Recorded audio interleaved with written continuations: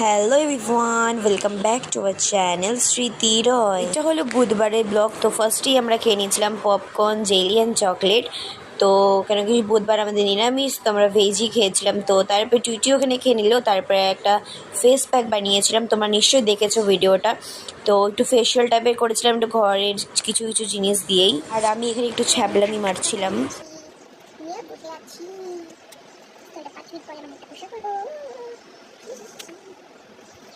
তো এখানে আমার স্নান করতে অনেক দেরি হয়ে গেছে, 5টা বেজে গেছিলো। তারপরে স্নান টান করে চুল টুল শুকিয়ে তারপরে একটু বিস্কুট খেয়ে নিলাম, আমাদের ভাত টাত খাওয়ার ইচ্ছে করছিল না।